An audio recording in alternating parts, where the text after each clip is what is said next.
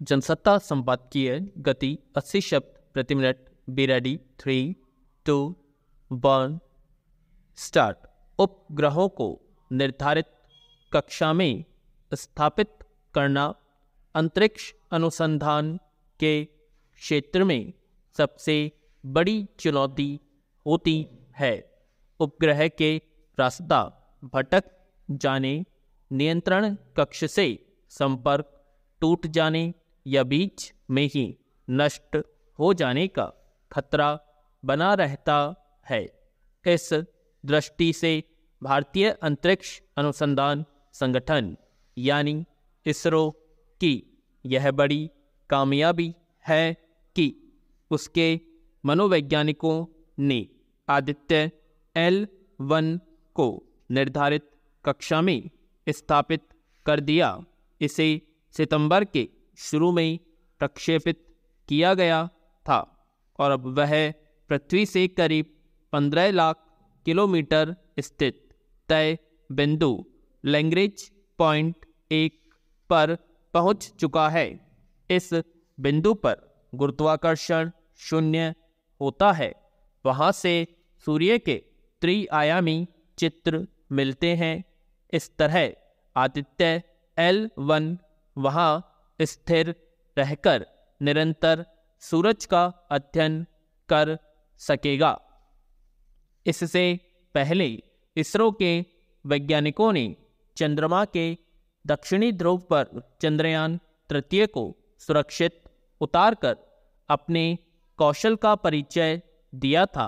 Aditya L1 Bharat का पहला उपग्रह है जो सूर्य की गतिविधियों का अध्ययन करने के उद्देश्य से भेजा गया है। हालांकि सूर्य का अध्ययन करने का यह पहला प्रयास नहीं है। अमेरिका, जर्मनी, जापान आदि देश इसके लिए अपने उपग्रह भेज चुके हैं। अमेरिकी अंतरिक्ष अनुसंधान एजेंसी नासा अब तक 14 उपग्रह भेज चुकी है। पैरा सूर्य हमारे सौर मंडल का सबसे महत्वपूर्ण तारा है जो ज्वलनशील गैसों का एक पिंड है। अनेक अनुसंधानों से स्पष्ट है कि सूर्य पर होने वाली हलचलों का सीधा प्रभाव पृथ्वी पर पड़ता है। मौसम प्रभावित होता है। पिछले कुछ वर्षों से इस बात को लेकर चिंता गहराती गई है कि सूर्य का धीरे धीरे क्षरण हो रहा है और उसकी वजह से सौर मंडल के अन्य ग्रहों की स्थिति पर नकारात्मक प्रभाव पड़ रहा है। पृथ्वी पर बढ़ते वायु प्रदूषण के चलते वायुमंडल का गैसीय संतुलन बिगड़ रहा है। अध्ययनों से पता चल सकेगा कि गंभीर चिंता का विषय बन चुके जलवायु परिवर्तन में सूर्य पर होने वाली हलचलों का कितना योगदान है। इससे भविष्य में पैदा होने वाले खतरों का आकलन भी किया जा सकेगा। आदित्य L1 के साथ गए अनुसंधान उपकरण अलग अलग विषयों का अध्ययन करेंगे जिसमें सूर्य की किरणों, सौर लपटों और चुंबकीय प्रभाव का अध्ययन महत्वपूर्ण होगा। एक आशंका लंबे समय से जताई जाती रही है कि अगर सूर्य से चलने वाली हवाओं की दिशा पृथ्वी की तरफ हो जाए तो पृथ्वी की कक्षा में स्थापित तमाम उपग्रहों के लिए काम करना मुश्किल हो जाएगा। सूचना तकनीक का सारा संजाल नष्ट हो सकता है। इस अध्ययन से ऐसी आशंकाओं की वास्तविकता पहचानी जा सकेगी। पैरा पिछले कुछ वर्षों से पृथ्वी ग्रह को अनेक चुनौतियों से गुजरना पड़ रहा है। बढ़ता तापमान उनमें सबसे बड़ी चुनौती है। इसके चलते ग्लेशियर पिघल रहे हैं, फसल चक्र पर बुरा प्रभाव पड़ रहा है, अन्न उत्पादन में कमी दर्ज की जा रही है। बढ़ती आबादी के समक्ष यह संकट ज़्यादा चिंताजनक है।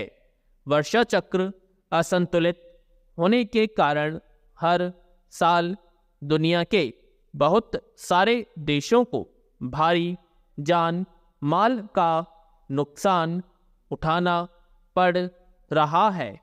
इसमें सूर्य से निकलने वाली चुंबकीय तरंगों का कितना योगदान है, यह भी आदित्य L1 के अध्ययनों से जाहिर हो सकेगा।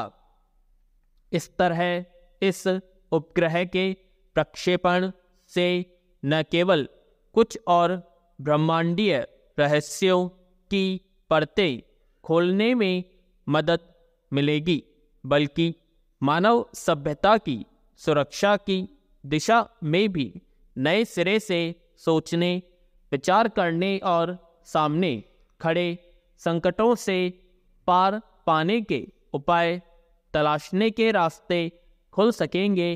पैरा कोई भी लोकतांत्रिक देश अपनी जमीन से किसी दूसरे देश के खिलाफ गतिविधियां चलाने, किसी समुदाय की आस्था को चोट पहुंचाने, पूजा स्थलों में तोड़फोड़ करने का समर्थन नहीं करता।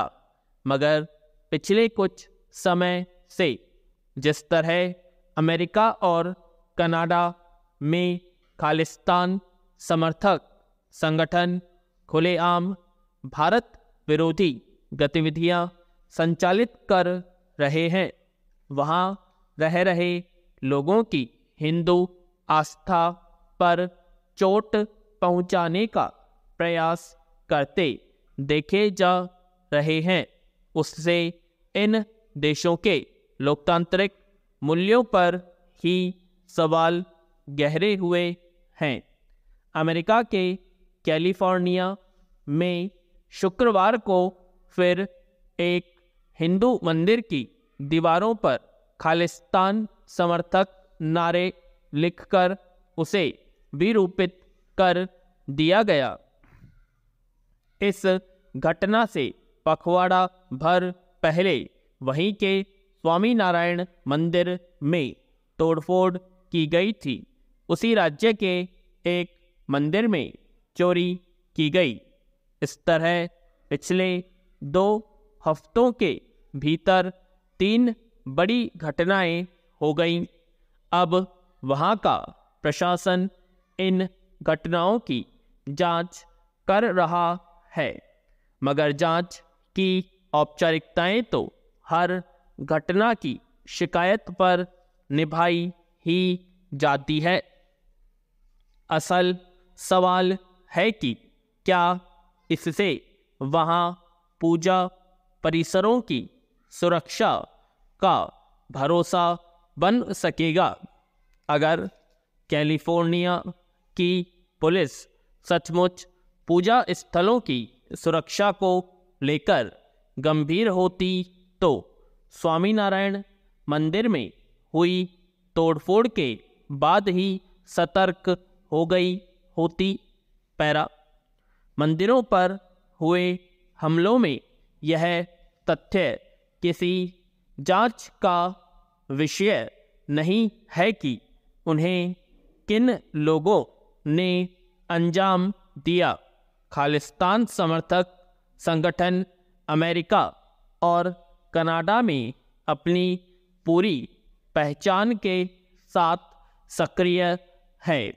भारत इसे लेकर कई बार चिंता जता चुका है, मगर अब लगता है कि अमेरिका और कनाडा के लिए खालिस्तान समर्थक अलगाववादी कोई चिंता का विषय नहीं रह गए हैं।